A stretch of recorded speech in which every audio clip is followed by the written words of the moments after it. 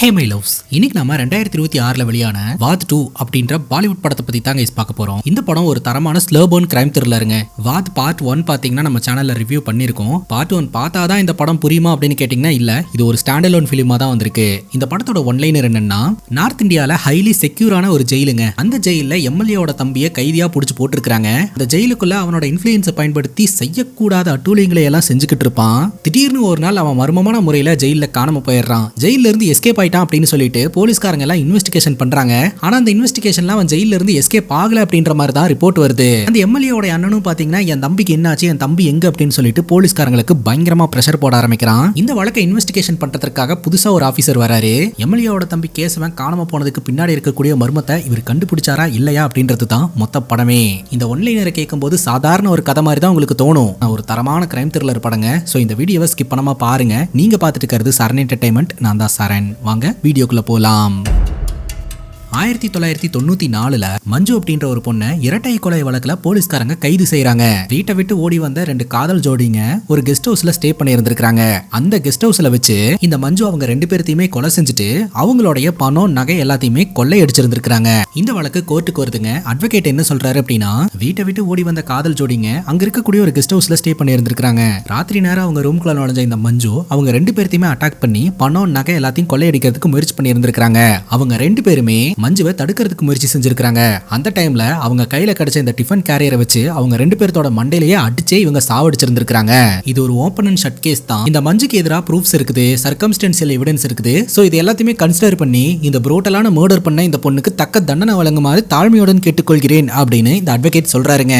Circumstantial evidence மற்றும் proofs இதை ஆய்வு செஞ்சதன் மூலமா மஞ்சு தான் குற்றவாளி அப்படின்றது நிரூபிக்கப்படுதுங்க. அதனால 28 வருஷம் சிறை தண்டனையும் 25,000 ரூபாய் அபராதமும் விதிச்சு கோர்ட் தீர்ப்பளிக்குது. அதை தொடர்ந்து மஞ்சு சிறையில் அடைக்கப்பட்டு சிறை தண்டனையை அனுபவிக்க ஆரம்பிக்கிறாங்க. பல ஆண்டுகள் கழித்து இப்போ மஞ்சு கொஞ்சம் வயசான காலகட்டத்தில் தான் இருந்துட்டு இருக்காங்க. அது மட்டும் இல்லாம சிறையில் இருக்கக்கூடிய பெண் கைதிகளுக்கு மத்தியில ஒரு டாமினன்டான ஆளா இருந்துட்டு இருக்காங்க. அதாவது மஞ்சு சொன்னா ஒரு 4 பேர் வேலை பார்ப்பாங்க. அது மட்டும் இல்லாம மஞ்சு கிட்ட பணப்புழக்கமும் இருக்குதுங்க. அதனால அங்க வேலை பார்க்குற போலீஸ் ஆபீசர்ஸ் கிட்ட பணத்தை கொடுத்து ஏதாவது ஒரு விஷயத்த சாதிச்சுக்கணும் அப்படின்னு நினைச்சாங்கன்னா சாதிச்சுப்பாங்க. காலையில மஞ்சு தன்னோட ஜெயில்மேட் கூட உட்காந்து டீ குடிச்சுக்கிட்டு இருக்கும்போது அந்த ஜெயில்மேட் ஒரு துண்டு சீட்டை கொடுக்குறாங்க. அந்த துண்டு சீட்ல இங்க இருக்கக்கூடிய ஜெயில் கைதிகளுக்கு வெளியில இருந்து ஏதாவது வேணும் அப்படின்னா இது வேணும் அது வேணும் அப்படின்னு சொல்லிட்டு ஒரு லிஸ்ட் எழுதி வச்சிருப்பாங்க.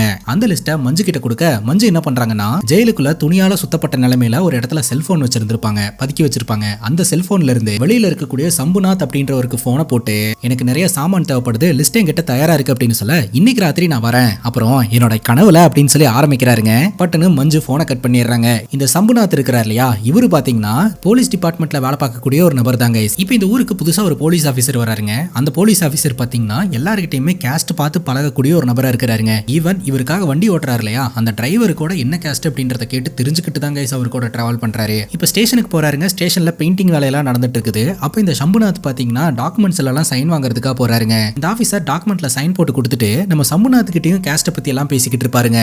அதை தொடர்ந்து இன்னைக்கு ஃபீமேல் வார்ட்ல ரவுண்ட்ஸ் இருக்கு அப்படின்னு சொல்லியிருந்தீங்க சார், போலாமா அப்படின்னு கேட்க, போலாம் அப்படின்ற மாதிரி அந்த ஆபீசர் சொல்றாரு. அங்க கட் பண்ணா ஃபீமேல் ஜெயில காட்டுறாங்க. ராத்திரி நேரம் எல்லா பெண் கைதிகளும் நல்லா தூங்கிட்டு இருக்காங்க. ஜெயிலர் ஒருத்தங்க ரவுண்ட்ஸ் வந்துகிட்டு இருக்கும்போது அவங்கள கூப்பிட்டு மஞ்சு பணம் கொடுக்குறாங்க. லாக்கப்பை ஓபன் பண்ணி விட சொல்றாங்க. அவங்களும் பணத்தை வாங்கிட்டு லாக்கப் ஓபன் பண்ணி விட உடனடியா மஞ்சு பாத்தீங்கன்னா அங்கிருந்து வேக வேகமா எங்கேயோ நடந்து போக ஆரம்பிக்கிறாங்க. ஆக்சுவலா லாக்கப் மட்டும் தான் ஓபன் பண்ணி விட்டு இருக்காங்க. அது ஒரு பெரிய வரண்டா, காம்பவுண்ட் சுவரெல்லாம் தாண்டி வெளியில போக முடியாது, பாதுகாப்பு இருக்கும். ஜெயிலுக்குள்ள பேக் சைடுல ஒரு கதவு இருக்கக்கூடிய இடம் இருக்குங்க. அந்த இடத்துக்கிட்ட போய் மஞ்சு உட்கார்றாங்க. அந்த பக்கம் நம்ம சம்புநாத் உட்காந்துக்கிட்டு இருப்பாரு. இவங்க 2 பேருமே உட்காந்து பேச ஆரம்பிப்பாங்க. அப்பதான் சம்புநாத் விஷயத்த சொல்லுவாருங்க. புதுசா ஜெயிலர் ஒருத்தர் வந்திருக்காரு. அவரு இந்த கேஸ்ட் விஷயம் எல்லாம் பார்க்கக்கூடிய ஒரு ஆளா இருக்கிறாரு. அவர்கிட்ட கொஞ்சம் கவனமா இருங்க. அது மட்டும் இல்லாம ஜெயில் முழுக்க கேமராஸ் ஃபிக்ஸ் பண்ண போறத பேசிக்கிட்டு இருக்காங்க. கேமராஸ் எல்லாம் ஃபிக்ஸ் பண்ணிட்டா இந்த மாதிரிலாம் வந்து பேசிட்டு போறது சிரமமாயிரும் அப்படின்னு சொல்றாருங்க. அந்த கதவுக்கு பக்கத்துல ஒரு சின்ன இடிபாடு இருக்குங்க. அந்த இடிபாடு ஓபன் பண்ணா ஒரு ஓட்டை, அந்த ஓட்டை வழியா ஒரு சரக்கு பாட்டில உள்ள அனுப்பி வைக்கிறாரு. அந்த சரக்கு பாட்டில மஞ்சு வாங்கிக்கிறாங்க. மஞ்சு கேக்குறாங்க, ரொம்ப வருஷமா எனக்கு உதவி செஞ்சுட்டு இருக்கீங்க, ஆனா ஒரு முறை கூட உங்க குடும்பத்தை பத்தி என்கிட்ட சொன்னதே இல்ல, உங்க வீட்டுல யாரெல்லாம் இருக்கிறாங்க, உங்க மனைவி என்ன பண்றாங்க அப்படின்னு கேட்க, அப்பதான் நம்ம சம்புநாத் சொல்றாருங்க, என்னோட என்னோட மனைவி இறந்து போயிட்டாங்க, எங்களுக்கு ஒரு பையன், என் பையனை ரொம்ப கஷ்டப்பட்டு படிக்க வச்சேன், ஆனா அவன் அப்ராட்ல போய் செட்டில் ஆயிட்டான், கல்யாணமும் பண்ணிக்கிட்டான், சுத்தமா என்ன கண்டுக்கிறதே கிடையாது, படிக்கிறதுக்காக வாங்கின கடன்லாம் இப்ப நான் தான் அடைச்சுக்கிட்டு இருக்கிறேன். இந்த ஜெயிலே பாத்தீங்கன்னா ஒரு சில ஸ்மக்லிங் வேலையில எல்லாம் இவர் ஈடுபடுவாரு. இந்த ஜெயிலுக்கு வர டூத் பேஸ்ட், சீப்பு, அது போக இந்த ஜெயிலுக்குள்ளேயே பாத்தீங்கன்னா விவசாயம் எல்லாம் பண்ணுவாங்க. அந்த விவசாயத்தின் மூலமா நிறைய வெஜிடபிள்ஸ் கிடைக்கும். சோ யூஸ் பண்ணது போக பேலன்ஸ் வெஜிடபிள்ஸ் எல்லாத்தையுமே இவர் வெளியில தூக்கிட்டு வந்துருவாருங்க. தூக்கிட்டு வந்து அதை சேல் பண்ணி அதன் மூலமா பணம் சம்பாரிச்சு இவரோட கடனை கட்டிக்கிட்டு இருக்கிறதா சொல்றாரு. எண்ட் ஆஃப் தி டே இது ஒரு திருட்டு தானே, பட் இதுக்காக நான் என்னைக்குமே ஃபீல் பண்ணதில்ல, ஏன் தெரியுமா அப்படின்னு கேக்குறாரு. ஏன் அப்படின்னு மஞ்சு கேட்க, இந்த மாதிரியான சூழ்நிலைகள்ல உங்களை மீட் பண்ண முடியுது இல்லையா, அதனாலதான் அப்படின்னு சொல்லிட்டு அப்பப்போ ஒரு பிக்கப் லைனை தூக்கி போட்டுக்கிட்டு இருப்பாருங்க. உங்க பையனுக்கு குழந்தைங்க அப்படின்னு கேட்க, ஒரே ஒரு பொண்ணு இருக்கா, பொண்ணுக்கு பேரு எரிக்கா அப்படின்னு வச்சிருக்காங்க, எரிக்கான்ற பேர் நல்லாவா இருக்கு அப்படின்ற மாதிரி இவர் கேட்க, மஞ்சு பாத்தீங்கன்னா எரிக்கா அப்படின்றத ப்ரொனவுன்ஸ் பண்ணி பாக்குறாங்க. மோசமான பேரெல்லாம் கிடையாது, நல்ல பேர் தான் அப்படின்னு சொல்ல, அப்ப நீங்க சொன்னீங்கன்னா கரெக்டா தான் இருக்கும் அப்படின்ற மாதிரி மறுபடியும் ஃப்ளோட் பண்றாருங்க. சரி, நான் இங்க வந்து ரொம்ப நேரமாச்சு, அப்புறம் என்ன அலோ பண்ணவளுக்கு வேலை போயிடும், நான் போறேன் அப்படின்னு சொல்லிட்டு அந்த இடத்துல இருந்து நம்ம மஞ்சு கிளம்பிடுவாங்க. அதுக்கப்புறம் சம்புநாத்தும் அந்த இடத்துல இருந்து கிளம்பிடுவாருங்க. சம்புநாத்துக்கு என்னன்னே தெரியலங்க, நம்ம மஞ்சு கூட டைம் ஸ்பெண்ட் பண்றது அவருக்கு ரொம்ப பிடிச்சிருக்குது போல. ஒவ்வொரு முறையும் ரொம்ப ஆசைப்பட்டு வந்துதாங்க பேசிட்டு போயிட்டு இருப்பாரு. அதுக்கப்புறம் இந்த ஜெயிலுக்குள்ள விளையக்கூடிய கேரட், பீன்ஸ், முட்டைக்கோசு, அப்புறம் காலிஃபிளவர் அப்படின்னு சொல்லிட்டு எல்லாத்தையுமே பறிச்சு ஒரு சாக்கு மூட்டையில போட்டு எடுத்துட்டு வெளியில வருவாரு. அந்த ஜெயிலு கேட்டு கிட்ட நிறைய போலீஸ்காரங்க இருப்பாங்க. பெரிய பெரிய ஊசி எல்லாம் வச்சு அந்த சாக்கு மூட்டைக்குள்ள குத்தி பார்ப்பாங்க. அந்த மூட்டைக்குள்ள மனுஷங்க யாரும் இல்ல அப்படின்றத கன்ஃபார்ம் பண்ணிட்டு தான் அலோ பண்ணுவாங்க. ஆக்சுவலா இவர் தெஃப்ட் பண்ணிட்டு தானே போறாரு, அவங்க நினைச்சா தடுக்க முடியும் இல்லையா, தடுக்க முடியும், ஆனா யாரும் தடுக்க மாட்டாங்க. ஏன்னா எல்லார்கிட்டயுமே அப்படி இப்படின்னு பேசி கரெக்ட் பண்ணி வச்சிருக்காருங்க. ஜெயிலுக்குள்ள இருந்து இந்த வெஜிடபிள்ஸ் வெளியில போகும்போது மனுஷங்க யாராவது உள்ள ஒளிஞ்சிருக்காங்களா அப்படின்றத மட்டும் தான் அவங்க செக் பண்ணுவாங்க, வேற எதுவும் பெருசா கண்டுக்க மாட்டாங்க. ஏன்னா அவங்களே இவர் கவனிச்சுக்குவாருங்க. அது மட்டும் இல்லாம நம்ம சம்புநாத் பாத்தீங்கன்னா போலீஸ் குவார்டர்ஸ்ல தான் ஸ்டே பண்ணியிருக்காரு. வெஜிடபிள்ஸ் எல்லாம் ஃப்ரீஸ் பண்ணி வைக்கிறதுக்காக ஒரு பெரிய சைஸ் ஃப்ரிட்ஜ் ஒன்று வாங்கி வச்சிருப்பாருங்க. அதாவது நம்ம வீட்டுல யூஸ் பண்ற ஃப்ரிட்ஜ் கிடையாது, கமர்ஷியல் யூஸுக்காக வச்சிருப்பாங்க இல்லையா, கடையில எல்லாம் ஐஸ்கிரீம், ஃப்ரோசன் ஐட்டம்ஸ் எல்லாம் வைப்பாங்க இல்லையா, அந்த மாதிரியான ஒரு ஃப்ரிட்ஜை வாங்கி வச்சிருக்காருங்க. இப்ப புதுசா வந்திருக்கிற ஜெயிலர் மீட்டிங் ஒன்று ஏற்பாடு பண்ணியிருக்காருங்க. எல்லா போலீஸ்காரங்களும் அந்த இடத்துல நின்றுட்டு இருப்பாங்க. அப்ப அந்த இடத்துக்கு லேட்டா ஒரு போலீஸ் ஆஃபீஸர் வருவாரு. கையில பொக்கே, ஒரு சரக்கு பாட்டில், ஒரு கிரீட்டிங் கார்டு எடுத்துட்டு வருவாரு. ஏன் லேட்டுன்னு கேட்கும்போது இது எல்லாத்தையுமே கொடுத்துட்டு, ஆக்சுவலா ஜெயில கேசவ் அப்படின்ற ஒருத்தர் இருக்கான், அவன் எம்எல்ஏவுடைய தம்பி, அவனை நீங்க பத்திரமா பாத்துக்கணும் அப்படின்ற மாதிரி சொல்லி இந்த கிரீட்டிங்ஸா அவர் அனுப்பி வச்சாரு அப்படின்னு சொல்ல, இதை பார்த்து புதுசா வந்திருக்கிற ஜெயிலர் பயங்கர டென்ஷன் ஆகுறாருங்க. சரக்கு பாட்டில கீழே தள்ளி விட்டு உடைக்கிறாரு. அந்த பொக்கேவை குப்பையில போடுறாரு. கிரீட்டிங் கார்டையும் தூக்கி வீசுறாரு. இந்த ரெக்கமெண்டேஷன், தாஜா பிடிக்கிறது, இதெல்லாம் அந்த ஆபீசருக்கு பிடிக்காத ஒரு விஷயம் போலங்க. எதுக்காக இதை அக்செப்ட் பண்ணி வாங்கிட்டு வந்தீங்க அப்படின்னு கேட்கும்போது, இல்ல சார், இதுக்கு முன்னாடி ஒரு ஜெயிலர் ஜாயின் பண்ணாரு, அவருக்கும் இந்த மாதிரி தான் கொடுத்து விட்டாங்க, அவர் அக்செப்ட் பண்ணிக்கிட்டாரு அப்படின்னு சொல்லும்போது, இதுக்கு முன்னாடி இந்த இடம் எப்படி இருந்ததுன்னு எனக்கு தெரியாது, இதுக்கு மேல நான் ஆசைப்படுற மாதிரி தான் இந்த இடம் இருக்கும், இது ஜெயிலு, 5 ஸ்டார் ஹோட்டல் ஒன்றும் கிடையாது, அதை மனசுல வச்சுட்டு வேலை பாருங்க அப்படின்ற மாதிரி மிரட்டுறாருங்க. அங்க கட் பண்ணா இந்த ஃபீமேல் ஜெயிலுக்குள்ள ஒரு வண்டி வந்து நிக்குதுங்க. அந்த வண்டியில இருந்து நிறைய பெண்கள் இறங்குறாங்க. இவங்க எல்லாம் புது கைதிகள் போல. அந்த வகையில அந்த ஜீப்ல இருந்து நைனா அப்படின்ற ஒரு பொண்ணு இறங்கி வரா. அவ பாத்தீங்கன்னா ஒரு மாதிரி பயத்தோடையும் பதறத்தோடையும் இருக்கிறா. சோ உள்ள என்டர் ஆகும் போதே பாத்தீங்கன்னா அவங்க உடம்ப கம்ப்ளீட்டா செக் பண்ணி பார்த்துட்டு தான் அலோவ் பண்ணுவாங்க. அதுவும் குறிப்பா நிர்வாணப்படுத்தி செக் பண்ணுவாங்க. அப்படி செக் பண்றதுக்கு நைனா ஒத்துக்கவே மாட்டேன்றாங்க. அங்க இருக்கக்கூடிய ஆபீசர், மேடம் இவ கோஆபரேட்டே பண்ண மாட்டேன்ற மேடம் அப்படின்னு சொல்ல, இந்த அதிகாரி உள்ள பூந்து கட்டாயப்படுத்தி கம்ப்ளீட்டா செக் பண்ணிட்டு அதுக்கப்புறம் ஜெயிலுக்குள்ள அனுப்பி வைக்கிறாங்க. இப்ப ஜெயிலுக்குள்ள வந்த இந்த நைனாவை மஞ்சு பாக்குறாங்க. ஆனா நைனா பாத்தீங்கன்னா யாருக்கிட்டயுமே பேசல, அவ பாட்டுக்கு தனியா போய் உட்கார்ந்துடுறா. வந்தவங்க எல்லாம் கூட்டு சேர்ந்துட்டு இந்த ஜெயில் வாழ்க்கைக்கு அடாப்ட் ஆயிடுறாங்க. ஆனா நைனா மட்டும் ஒரு மாதிரி தனியாவே போய் உட்கார்ந்துகிட்டு இருப்பா. ராத்திரி மஞ்சு உட்கார்ந்துகிட்டு இருக்கும்போது அங்க வேலை பார்க்கக்கூடிய ஆபீசர் கேட்பாங்க, இன்னும் கொஞ்ச நாள்ல உங்களுக்கு விடுதலை கிடைக்க போகுது, வெளியில போய் எங்க போவீங்க, என்ன பண்ண போறீங்க அப்படின்னு கேட்கும்போது மஞ்சுக்கு சுத்தமா ஐடியாவே கிடையாதுங்க. ஜெயிலுக்குள்ள வந்ததுக்கு அப்புறம் ஜெயில் தான் உலகம் அப்படின்ற மாதிரி ஆயிடுச்சு. மஞ்சுக்கு இந்த இடம் செட்டும் ஆயிடுச்சுங்க. ஜெயிலுக்குள்ள ஒரு வாழ்க்கையை வாழ்ந்து வெளி உலகம் எப்படி இருக்கும் அப்படின்றதையே இவங்க மறந்துட்டாங்க. வெளியில போய் என்ன பண்ண போறோம் அப்படின்றதே தெரியல அப்படின்ற மாதிரி சொல்லிட்டு இருப்பாங்க. இந்த ஆபீசர் சொல்றாங்க, ரொம்ப வருஷமா நான் உங்களை பார்த்துட்டு இருக்கிறேன், பழகிட்டு இருக்கிறேன், உண்மையிலேயே 2 யங்ஸ்டர்ஸை கொலை பண்ணிட்டு தான் உள்ள வந்தீங்களா அப்படின்ற மாதிரி கேட்க, மஞ்சு கேட்கறாங்க, நீங்க என்ன நினைக்கிறீங்க, கொலை பண்ணிருப்பேனா அப்படின்னு கேட்கும்போது இவங்க யோசனை பண்றாங்க. யோசனை பண்ணிட்டு, நீங்க கொலை பண்ணிருப்பீங்களா பண்ணிருக்க மாட்டீங்களான்னு எனக்கு தெரியல, ஆனா ஒவ்வொருத்தங்களுக்கும் விதின்னு ஒண்ணு இருக்கும், அந்த விதிப்படிதான் எல்லாமே நடக்கும், அந்த வகையில உங்களுக்கு இங்க இருக்கணும்ன்றது விதியாட்டிருக்கு, அதனாலதான் நீங்க இப்படி இருக்கீங்க அப்படின்ற மாதிரி அந்த ஆபீசர் சொல்லுவாங்க. மஞ்சு சொல்லுவாங்க, நான் நடந்ததையெல்லாம் ஒரு கனவா பாக்குறேன், அந்த கனவுல இருந்து சம் பாயிண்ட்ல எழுந்திருக்கணும் அப்படின்ற மாதிரி சொல்ல, இந்த ஆபீசர் சொல்றாங்க, சரி விடுங்க, அதை பத்தி ஏன் யோசனை பண்ணிட்டு, ஆனா உங்க கூட பேசும்போதும் பழகும் போதும் என் பக்கத்து வீட்டுக்காரங்க கிட்ட பழகிற மாதிரி இருக்குது அப்படின்ற மாதிரி அவங்க சொல்லுவாங்க. சோ இங்க இருக்கக்கூடிய ஆபீசர்ஸுக்கும் மஞ்சுவை ரொம்ப பிடிக்கும் போலங்க. அங்க கட் பண்ணா அடுத்த நாள் காலையில செஷன் கோர்ட்டுக்கு கூட்டு போறதுக்காக ஒரு வண்டி வருதுங்க. அந்த வண்டியில கைதிகளை எல்லாம் ஏத்திக்கிட்டு இருக்காங்க. அந்த இடத்துக்கு கேஷவ் அப்படின்ற ஒருத்தன் வரான். கேஷவ் அப்படின்றவன் ஜெயிலுக்குள்ள ஒரு நாய் ஒன்று குட்டி போட்டிருக்குங்க. அந்த குட்டியை எடுத்து பார்த்துக்கிட்டு இருக்கிறான். வண்டிக்குள்ள உட்காந்துக்கிட்டு இருக்கக்கூடிய நம்ம நைனா இந்த கேஷவை பார்த்துட்டு, ஓகே ரொம்ப நல்லவன் போல, ஏதோ ஒரு பிரச்சனையினால ஜெயிலுக்கு வந்திருப்பான் போல அப்படின்ற மாதிரி பார்த்துக்கிட்டு இருக்க, இந்த கேஷவ் அப்படின்றவன் வேற யாரும் கிடையாதுங்க, இந்த எம்எல்ஏடைய தம்பி தான். அந்த நாய்க்குட்டி எடுத்து கொஞ்சிக்கிட்டு இருந்தவன் திடீர்னு இவங்க போக வேண்டிய அந்த வண்டியோட டயர் கிட்ட கொண்டாந்து வச்சிடறாங்க. அங்க இருக்கிற போலீஸ் ஆபீசரை நீ வண்டி எடு அப்படின்ற மாதிரி மிரட்டுறான். அந்த போலீஸ் ஆபீசரும் எம்எல்ஏடைய தம்பி நம்ம இவன் சொல்ற பேச்ச கேட்கலனா எம்எல்ஏ நம்மள வச்சு செஞ்சிருவாப்ல அப்படின்னு சொல்லிட்டு பயந்துட்டு அவரும் வண்டி எடுக்கிறாப்ல. வண்டி எடுத்த உடனே அந்த நாய் நசுகியே சாவுது. இவன் பாசமானவன்லாம் கிடையாது, ரொம்ப கொடூரமானவன் அப்படின்றது இதுல இருந்தே தெரியுதுங்க. இப்ப இந்த வண்டி செஷன் கோர்ட்டுக்கு வந்திருக்கு. வண்டியில இருக்கக்கூடிய கைதிகளை எல்லாம் கீழே இறக்கி விட்டுட்டு இருக்காங்க. கடைசியா இந்த கேசவ பாத்தீங்கன்னா அதே வண்டியில பாதுகாப்பாளரா வந்த ரஜினி சர்மா அப்படின்ற போலீஸ் ஆபீசரை உட்கார வச்சு புதுசா வந்திருக்கிற பொண்ணுங்களோட பேரை சொல்லு அப்படின்ற மாதிரி மிரட்டுறாங்க. ரஜினி அப்படின்றவங்க ரொம்பவே பயப்படுறாங்க, சொல்றதுக்கு தயங்குறாங்க. உடனே அவன் பாக்கெட்ல இருந்து ஒரு பணக்கட்டை எடுக்கிறான். அந்த பணத்தை ரஜினியோட ட்ரெஸ்ஸுக்குள்ள வச்சுட்டு அந்த பொண்ணோட பேரை சொல்லு அப்படின்ற மாதிரி கேக்குறாங்க. இந்த ரஜினின்ற போலீஸ் ஆபீசர் சொல்றதுக்கு தயங்குறாங்க. ஆக்சுவலா அவங்க சொல்ல மாட்டேன்றாங்க. அப்ப இந்த கேசவ என்ன பண்றானா அந்த போலீஸ் ஆபீசர் மேலேயே கையை போட்டு உன் பொண்ணு இந்த காலேஜ்ல தானே படிக்கிறா, இந்த டைமுக்கு தானே வருவா அப்படின்ற மாதிரி சொல்ல இந்த ரஜினிக்கு பயம் வந்துருது. ஏன்னா இவனோட இன்ஃபுளுன்ஸை பயன்படுத்தி தான் பொண்ணுக்கு இவன் மூலமா ஏதாவது ஆபத்து வந்துருமோன்னு பயந்து புதுசா வந்திருக்கிற அந்த கைதியோட பேரு நைனா அப்படின்ற மாதிரி சொல்லிட்டு அந்த இடத்த விட்டு எழுந்து போயிருவாங்க. இவன் பேருக்கு தாங்க ஜெயில இருக்கிறான். மொத்தபடி இவனுக்கு 5 ஸ்டார் ஹோட்டல்ல கிடைக்கிற எல்லா சகல வசதிகளும் கிடைக்குது. அவங்க அண்ணனோட இன்ஃபுளுன்ஸை பயன்படுத்தி எல்லா வேலைகளையும் ஜெயிலுக்குள்ள பண்ணிக்கிட்டு இருப்பான். இப்ப கோர்ட்ல வச்சு இவனோட லாயர் கிட்ட பேசுறாங்க. லாயர் என்ன சொல்லுவாரு அப்படின்னா உங்க அண்ணா கொஞ்ச நாள் நீங்க ஜெயில இருக்கிறது தான் கரெக்ட்னு சொல்லியிருக்காரு, அதுதான் உங்களுக்கு சேஃப்னு சொல்லியிருக்காரு, அதனால நீங்க ஜெயில இருங்க, ஏன்னா உங்களை வெளியே எடுக்கணும்னா எப்போ வெளியே எடுத்துருப்போம் அப்படின்ற மாதிரி சொல்ல இந்த கேசவ் லாயரை வர சொன்னது அவனோட வழக்க பத்தி பேசுறதுக்காக கிடையாதுங்க, அங்க நின்னுட்டு இருக்கக்கூடிய நைனாவை பத்தி பேசுறதுக்காக. இவன் தான் அந்த நைனா மேல ஒரு கண்ணு வச்சுட்டானே, அதனால இவனோட லாயரை கூப்பிட்டு நீ தான் அந்த பொண்ணுக்கும் லாயர் அப்படின்னு சொல்ல நிச்சயமா சார் உங்க விருப்பப்படியே பண்ணிடலாம், நான் அந்த பொண்ணோட கேஸை விசாரிச்சுட்டேன், அந்த பொண்ணு ஏதோ ஒரு திருட்டு வழக்குல தான் உள்ள வந்திருக்கிறா, அதுவும் பொய் குற்றச்சாட்டு அப்படின்ற மாதிரி தான் இருக்குது, அதை நிரூபிச்சு சீக்கிரமாவே வெளியெடுத்துடலாம் அப்படின்னு சொல்ல கேசவ் சொல்றான் அந்த பொண்ணோட லாயரா உன்னை இருக்க சொன்னது அந்த பொண்ணை வெளியெடுக்கிறதுக்காக கிடையாது, அந்த பொண்ணு வெளியில வரக்கூடாது அப்படின்றதுக்காக, அவளுக்கு பெயிலே கிடைக்க கூடாது அப்படின்ற மாதிரி சொல்றாங்க. ஏன்னா நைனா ஜெயிலுக்குள்ள இருந்தா தானே இவன் நினைச்சதை அடைய முடியும். நைனா அங்கதான் நின்னுட்டு இருப்பாங்க. நைனாவை இவன் குறுகுறுன்னு பார்த்துக்கிட்டே இருப்பாங்க. அங்க கட் பண்ணா புதுசா வந்திருக்கிற ஜெயிலர் பாத்தீங்கன்னா ஃபீமேல் ஜெயிலுக்கு போறாருங்க. அங்க கைதிகளா இருக்கக்கூடிய பெண்கள் கிட்ட எல்லாம் பேசுறாரு. நான் தான் இந்த இடத்துக்கு வந்திருக்கிற புது ஜெயிலர், என் பேரு பிரகாஷ் சிங், உங்களுக்கு ஏதாவது கம்ப்ளைண்ட் இருந்துச்சுன்னா என்கிட்ட சொல்லலாம், ஒருவேளை என்கிட்ட சொல்றதுக்கு சங்கட்டமா இருந்ததுன்னா கம்ப்ளைண்ட் பாக்ஸை வைக்கிறேன், அதுல உங்களோட கம்ப்ளைண்ட்ஸை நீங்க கொடுக்கலாம் அப்படின்ற மாதிரி ஒரு சொல்றாரு.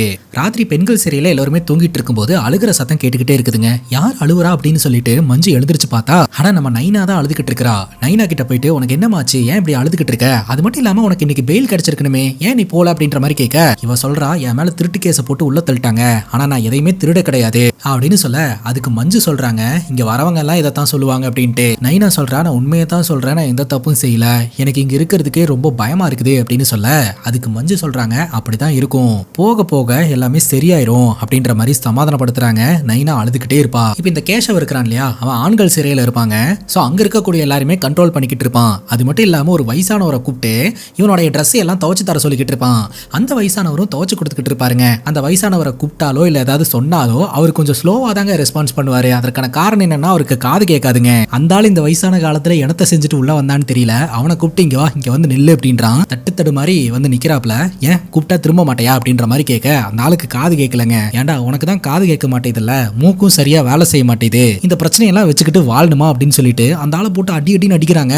வயசான ஒரு ஆளுங்க இப்போ அப்போன்ட்டு தான் இருக்காப்ல, அவரை புட்டிச்சு அடின்னு அடிக்கிறாங்க. கூப்பிட்டா திரும்ப மாட்டையா அப்படின்ட்டு. சுத்தி இருக்கிற எவனுமே பாத்தீங்கன்னா எதிர்த்து கேள்வி கேட்கவே இல்லை. ஏன்னா எல்லாருக்குமே இவனை பார்த்து பயம். இப்ப புதுசா வந்திருக்கிற ஜெயிலர் அந்த இடத்துக்கு வராரு. அந்த இடமே சைலண்டா இருக்குது. அடிபட்டவர் கீழே விழுந்து கிடக்குறாருங்க. இவன் கொஞ்சம் பிரச்சனைக்குரிய ஆள் தான் அப்படின்னு சொல்லிட்டு இந்த பிரகாஷ் அப்படின்ற ஜெயிலர் உணர்றாருங்க. இவனை தூக்கி தனி செல்ல போட்டுருங்க அப்படின்ற மாதிரி ஆர்டர் கொடுத்துறாரு. அதுக்கப்புறம் இவனை தூக்கி தனி செல்லுல போட்டுறாங்க. ஒரு நாள் ஃபுல்லா இவன் தனி செல்லுல இருப்பான். இப்போ போலீஸ் ஆபீசர் பிரகாஷ்க்கு கால் வருதுங்க. அதுவும் உயர் அதிகாரி கிட்ட இருந்து. உடனடியா அவனை வெளியில அனுப்புங்க அப்படின்ற மாதிரி சொல்ல சார் அவன் சாதாரண ஆள் கிடையாது, உள்ள இருக்கக்கூடிய கைதிங்க கிட்ட எல்லாம் பிரச்சனை பண்ணிக்கிட்டு இருக்கான், அப்புறம் மத்தவங்களும் இவனை பார்த்து கெட்டு போயிருவாங்க, ஒரு ராங் எக்ஸாம்பிள் ஆயிருவான் அப்படின்ற மாதிரி சொல்ல அதுக்கு இந்த உயர் அதிகாரி சொல்லுவாரு இந்த கேஷவோட அண்ணா எம்எல்ஏ ரொம்ப இன்ஃப்ளூயன்ஸான ஆளு, அவரை எதிர்த்துக்கிட்டு நம்மளால எதுவும் பண்ண முடியாது, அப்புறம் நமக்கு நடக்கிறது எக்ஸாம்பிளா மாறிடும், நான் சொல்றதை மட்டும் கேளுங்க, பதில் பேசாதீங்க, உடனடியா அவனை தனி செல்ல இருந்து வெளியிடுங்க அப்படின்ற மாதிரி சொல்ல பிரகாஷும் பாத்தீங்கன்னா அவனை வெளியெடுக்க சொல்லிடுறாருங்க. இந்த பிரகாஷ அவன் முறைச்சுக்கிட்டே நின்னுகிட்டு இருப்பான். அதுக்கப்புறம் ராத்திரி இந்த பிரகாஷ் சிங் அப்படின்றவர் அவருடைய ரூம்ல இருப்பாருங்க. இவன் ஜெயிலுக்குள்ள சரக்க போட்டுக்கிட்டு இந்த பிரகாஷ் சிங் அப்படின்றவருக்கு கால் பண்ணுவான். ஜெயிலுக்குள்ள இருந்துட்டே ஜெயிலருக்கே போன் பண்ணுவான். ஹலோ யார் பேசுறீங்க அப்படின்னு கேட்கும்போது நான் கேஷவ் பேசுறேன், உங்க அப்பா கிட்ட கடைசியா பேசணும் அப்படின்னா 1 அழுத்தவும், உங்க மச்சான் கிட்ட கடைசியா பேசணும் அப்படின்னு நினைச்சா 2 அழுத்தவும், உன் பொண்டாட்டி கிட்ட பேசணும் அப்படின்னு நினைச்சினா 3 அழுத்தவும் அப்படின்னு சொல்றாங்க. இதை கேட்டதும் ஒரு டென்ஷன் ஆகி போனை கட் பண்றாரு. உண்மையிலேயே இவன் கொஞ்சம் இன்ஃப்ளூயன்ஸான ஆள் தான் போல அப்படின்ற மாதிரி பிரகாஷ் யோசனை பண்றாரு. அவன் எவ்வளவு பெரிய இன்ஃப்ளூயன்ஸான ஆளா வேணா இருந்துட்டு போட்டோம், இது என்னோட டெரிட்டரி, என்னோட கண்ட்ரோல்ல இருக்கக்கூடிய இடத்துல இருந்துட்டு என்னையே மிரட்டுவானா, அதை பார்த்துட்டு நான் சும்மா இருக்கணுமா அப்படின்னு சொல்லிட்டு வந்த கோவத்துக்கு ஜீப் எடுத்துட்டு நேரா ஜெயிலுக்கு போயிடுறாருங்க. கேட்டை ஓபன் பண்ண சொல்லிட்டு உள்ள போய் இந்த கேஷாவை புட்டிச்சு பொலவலன்னு பொழக்கிறாருங்க. அப்படி அடிக்கும் போது இவருடைய மோதிரம் அப்பப்ப லூஸ் ஆயிட்டு இருக்கு. அந்த மோதிரத்தை டைட் பண்ணிட்டு தொடர்ந்து அடிக்க ஆரம்பிக்கிறாரு.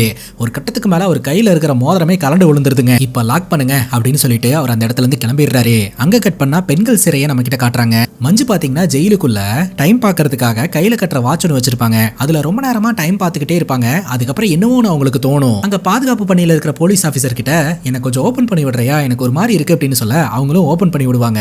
நம்ம மஞ்சுவும் எழுந்திருச்சு வெளியில போவாங்க. அங்க கட் பண்ணா அடுத்த நாள் காலையில நம்ம பிரகாஷ் சிங்குக்கு உயர் அதிகாரி கிட்ட இருந்து பயங்கரமான டோஸுங்க. ஏன் அப்படின்னு கேட்டீங்கன்னா இந்த கேஷவ் அப்படின்றவன் ஜெயில இருந்து தப்பிச்சிட்டாங்க. ஆனா இவன் எப்படி தப்பிச்சான், எந்த வழியில வெளியில போனா அப்படின்னு யாருக்குமே தெரியலங்க. நேத்து ராத்திரி ஜெயில டியூட்டி பார்த்துட்டு இருந்தவங்களை எல்லாம் கூப்பிட்டு யார் யாரு எந்தெந்த டைம்ல டியூட்டி பாத்தீங்க அப்படின்றது எல்லாத்தையுமே இவர் விசாரணை பண்ணிக்கிட்டு இருக்காருங்க. அந்த விசாரணையோட முடிவுல கடைசியா இவர் தான் பாத்தீங்கன்னா போய் லாக்கப் ஓபன் பண்ணி அவனை போட்டு பொலவலன்னு பொழந்திருக்காரு. அதுக்கப்புறம் தான் அவன் மர்மமான முறையில காணாம போயிருந்திருக்கான். இப்போ இவர் மேல என்கொயரி கமிஷனை போட்டுட்டாங்க. அது மட்டும் இல்லாம கேஷவ் அப்படின்ற ஒருத்தன் ஜெயிலுக்குள்ள இருந்து மர்மமான முறையில காணாம போயிருக்கான், அதாவது எஸ்கேப் ஆயிருக்கான். சோ அவன் எப்படி எஸ்கேப் ஆனா அப்படின்றத கண்டுபிடிக்கிறதுக்காக ஒரு ஸ்பெஷல் இன்வெஸ்டிகேஷன் ஆபீசரை கவர்மெண்ட் அப்பாயின்மெண்ட் பண்றாங்க. அவர் இன்வெஸ்டிகேஷனுக்காக வராருங்க. அவர்கிட்ட இவர் ஜாதியை பத்தி பேசிக்கிட்டு இருக்காருங்க. அதுக்கப்புறம் நம்ம சம்புநாத்தை கூப்பிட்டு சாரை கூட்டிட்டு போய் ஜெயிலையெல்லாம் சுத்தி காட்டுங்க, அதுவும் குறிப்பா இந்த கேஷவ் இருந்தானே அந்த செல்லையும் காட்டுங்க அப்படின்ற மாதிரி சொல்ல சரின்னு சொல்லிட்டு இந்த சம்புநாத் புதுசா வந்திருக்கிற அந்த அதிகாரியா உள்ள கூட்டிட்டு போறாருங்க. உள்ள போகும்போதே சம்புநாத் கிட்ட இந்த ஜெயில பத்தி எல்லாம் விசாரிச்சுட்டு போறாருங்க. அப்ப சம்புநாத் தயங்கி பதில் சொல்லிக்கிட்டு இருப்பாரு. ஒன்னு செய்யுங்க, வெளியில இருந்து ரிஜிஸ்டர் எடுத்துட்டு வாங்க, இந்த ஜெயில பத்தி முழுசா தெரிஞ்ச ஒரு ஆளை கூட்டுவாங்க அப்படின்ற மாதிரி சொல்லிடுறாருங்க. இப்ப இந்த கேஷவ் இருந்த ரூம்குள்ள போய் பார்த்தா அங்க இருக்கக்கூடிய பொருட்கள் எல்லாம் பயங்கரமா டேமேஜ் ஆயிருக்குது. சோ அவன் காணாம போறதுக்கு முன்னாடி இந்த இடத்துல ஏதோ ஒரு பஞ்சாயத்து நடந்திருக்கு அப்படின்றது மட்டும் அவருக்கு தெளிவா தெரியுது. இப்ப சம்புநாத் அந்த ரெஜிஸ்டர் எடுத்துட்டு வந்து கொடுக்குறாருங்க. அந்த ரெஜிஸ்டர் செக் பண்ணி பார்க்கும்போது கடைசியா யாரு எந்த போலீஸ் ஆபீசர் இவனை வந்து பார்த்துட்டு போயிருக்காரு அப்படின்ட்டு இருக்கும் இல்லையா, சோ அதை வச்சு விசாரணையை தொடங்கலாம்னு நினைக்கிறாருங்க. End of the day of the ரெக்கார்டுன்னு ஒன்று இருக்கு இல்லையா, அதை பத்தி சம்புநாத் கிட்ட விசாரணை பண்ணனா சம்புநாத் பாத்தீங்கன்னா பெருசா எதுவுமே சொல்ல மாட்டேன்றாரு. அதே சமயம் ஜெயில நீங்க யாராவது கிட்ட கேட்டாலும் இவ்வளவுதான் சார் சொல்லுவாங்க, இவ்வளவுதான் சார் எல்லாருக்கும் தெரியும் அப்படின்ற மாதிரி சொல்றாரு. ஆனா ஒண்ணு சார், நான் டியூட்டி பார்த்த டைம்ல என்ன நடந்தது அப்படின்னு ஆஃப் த ரெக்கார்ட் நான் சொல்றதுக்கு தயாரா தான் இருக்கிறேன். நான் சொல்ல போற இன்ஃபர்மேஷனை நான் தான் சொன்னேன்னு என்னோட பேரை மட்டும் பயன்படுத்த கூடாது அப்படின்னா நான் சொல்லுவேன் சார் அப்படின்னு சொல்ல, பட் இந்த இன்வெஸ்டிகேஷன் ஆஃபீஸர் நான் தங்கறதுக்கான ரூம் அரேஞ்ச் பண்ணி கொடுங்க சார் அப்படின்னு கேட்கிறாருங்க. இங்க ரூம் எல்லாம் இருக்குது சார், ஆனா நீங்க தங்குற மாதிரி இருக்காது அப்படின்னு சொல்ல பரவாயில்ல வாங்க அப்படின்னு சொல்லிட்டு ரூம் அரேஞ்ச் பண்றதுக்கு கூப்பிட்டு போறாரு. சோ டேபிள் எல்லாம் செட் பண்ணதுக்கு அப்புறம் டியூட்டில இருந்த எல்லா போலீஸ் ஆபீசர்ஸையும் தனித்தனியா கூப்பிட்டு இன்வெஸ்டிகேஷன் பண்ண ஆரம்பிக்கிறாருங்க. அந்த இன்வெஸ்டிகேஷன்ல என்ன தெரிய வருதுன்னா ஆஃப் த ரெக்கார்டு கடைசியா இந்த ஜெயிலர் தான் ஜெயிலுக்குள்ள வந்திருக்காரு, இவனை போட்டு போலன்னு பொழந்திருக்காரு. அதுக்கப்புறம் தான் அவன் மர்மமான முறையில காணாம போயிருக்கான்றது தெரிய வருது. ஆனா எங்க போனா எப்படி போனான்னு தெரியல. சோ ஜெயில இருந்து தப்பிச்சு போயிருக்கான் அப்படின்ற மாதிரி தான் இவங்களுக்கு தெரிய வருதுங்க. இப்ப ஜெயில அவன் கூட இருந்த சக கைதிங்க இருப்பாங்க இல்லையா, அவங்கள கூப்பிட்டு விசாரிக்கும் போது தான் சில இன்ஃபர்மேஷன் இன்வெஸ்டிகேஷன் ஆபீசருக்கு தெரிய வருதுங்க. இவன் கொஞ்சம் பிரச்சனைக்குரிய ஆள் தான் சார், உள்ள இருக்கிறவங்களை எல்லாம் நைன் ஏதோ ஒரு தொல்லை கொடுத்துக்கிட்டே இருப்பான். இப்ப இவன் இங்க இல்லாதது எங்களுக்கு ஒரு மாதிரி ரிலீஃபா தான் இருக்குது. அது மட்டும் இல்லாம அவன் பெண்கள் சிறையில அடைக்கப்பட்டிருந்த நைனா அப்படின்ற ஒரு பொண்ணு மேல கண்ணு வச்சிருந்தான். ஈவன் அவன் கோர்ட்டுக்கு போகும்போது கூட அந்த பொண்ணை பார்த்துட்டு வந்துட்டு அந்த பொண்ணை பத்தியே பைத்திய மாதிரி பேசிக்கிட்டு இருந்தான் அப்படின்ற மாதிரி இந்த கைதி சொல்றான். உடனே இன்வெஸ்டிகேஷன் ஆபீசர் பெண்கள் சிறைக்கு போறாருங்க. அந்த பெண்கள் சிறையில அத்தாரிட்டி ஆபீசரா இந்த ரஜினி தான் இருப்பாங்க. அதாவது காசை வாங்கிட்டு பேரை சொன்னாங்களே பயந்து போய் அவங்க தான் இருப்பாங்க. அவங்க கிட்ட பர்மிஷனை வாங்கிட்டு ஒரு 3 பேர்த்த சும்மா விசாரிக்கிற மாதிரி விசாரிச்சுட்டு 4வது ஆளா நைனாவை கூப்பிட்டு இவர் விசாரணை பண்ண ஆரம்பிக்கிறாருங்க.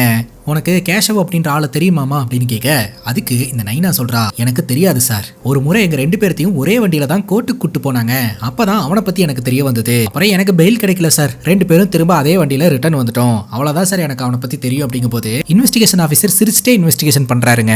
டீடைல்டா என்ன நடந்ததோ சொல்லுங்க அப்படிங்கும் போது இதுல டீடைல்டா சொல்றதுக்கு என்ன சார் இருக்குது, 2 பேரும் ஒன்னா போனோம் ஒன்னா வந்தோம் அவ்வளவுதான் சார் அப்படின்ற மாதிரி சொல்ல, உங்களை யாராவது இங்க வச்சு டார்ச்சர் பண்றாங்களா அப்படின்னு கேட்க அப்படியெல்லாம் ஒண்ணு இல்ல சார் அப்படின்னு நைனா சொல்றா. சரி உன்னை பார்த்ததுக்கு அப்புறம் உங்ககிட்ட பேசுறதுக்கோ இல்ல கான்டாக்ட் பண்றதுக்கோ ஏதாவது முயற்சி எடுத்தானா அப்படின்னு கேட்க இவ அமைதியா இருக்கிறா. உடனே சம்புநாத் பதில் சொல்றாருங்க, சின்ன பொண்ணு சார், எத்தனை முறை கேட்டாலும் அவளுக்கு தெரிஞ்சதானே சார் சொல்லுவா அப்படின்னு சொல்ல பட்டன் இன்வெஸ்டிகேஷன் ஆபீசர் நம்ம சம்புநாத்தை பாக்குறாரு.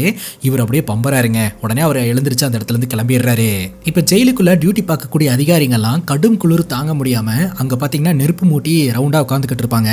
அந்த இடத்துக்கு இவர் போறாருங்க. அங்க இருக்கிற அதிகாரிங்க கிட்ட எல்லாம் அன்னைக்கு ராத்திரி என்ன நடந்தது, நீங்க பார்த்த விஷயத்தையெல்லாம் சொல்லுங்க அப்படின்னு சொல்லி கேட்க அவங்களும் எல்லா விஷயத்தையுமே சொல்றாங்க. இந்த ஜெயிலர் வந்து அட்டாக் பண்ணிட்டு போனதுக்கு அப்புறம் நீங்க வேற ஏதாவது ஆக்டிவிட்டியை கவனிச்சிங்களா அப்படின்னு கேட்கும்போது அப்படியெல்லாம் எதுவும் இல்ல சார் அப்படின்ற மாதிரி அங்க இருக்கிற அதிகாரிங்க சொல்றாங்க. ஆனா அதுல ஒரே ஒருத்தர் மட்டும் சம்புநாத்தை பத்தி பேசுறாருங்க. இந்த ஜெயில இருந்து ஒரே ஒரு ஆள் மட்டும் தான் பொருட்களை எல்லாம் வெளியே எடுத்துட்டு போவாரு. இந்த ஜெயில விளையக்கூடிய காய்கறிகளை எல்லாம் மூட்டையில போட்டு எடுத்துட்டு போவாரு. ஆனா போகும்போதெல்லாம் செக் பண்ணி தான் சார் விடுவோம் அப்படின்ற மாதிரி சொல்ல, உடனே இன்னொருத்தர் சொல்றாரு, சார் அந்த சம்புநாத் பாவம் சார், அவருக்கு ஒரு பையன் இருக்கிறான், இவரே கடன் வாங்கி படிக்க வச்சாப்ல, அவன் படிச்சு முடிச்சதும் அப்ராட்ல போய் செட்டில் ஆயிட்டான், அவங்க அப்பாவை பாக்குறதே நிப்பாட்டிட்டான், வாங்கின கடனை யார் அடைப்பான், அந்த லோனை அடைக்கிறதுக்காக இந்த மாதிரி எதையாவது எடுத்துட்டு போய் வெளியில சேல் பண்ணி கொஞ்சம் காசு பாப்பாரு சார், மத்தபடி அந்த ஆள் நல்ல மனுஷன் தான் சார் அப்படின்ற மாதிரி சொல்றாங்க. அங்க கட் பண்ணா அன்னைக்கு ராத்திரி என்ன நடந்தது அப்படின்றத நம்ம கிட்ட காட்டுறாங்க. வழக்கம் போல இந்த சம்புநாத் என்ன பண்ணிருக்கிறாருன்னா, ஜெயிலுக்குள்ள விளைஞ்ச அந்த காய்கறிகளை எல்லாம் எடுத்துட்டு டியூட்டி முடிச்சுட்டு அந்த இடத்துல இருந்து கிளம்புறாருங்க. அப்படி கிளம்பும் போது கேட்டு கிட்ட செக் பண்ணி தான் அனுப்புவாங்க.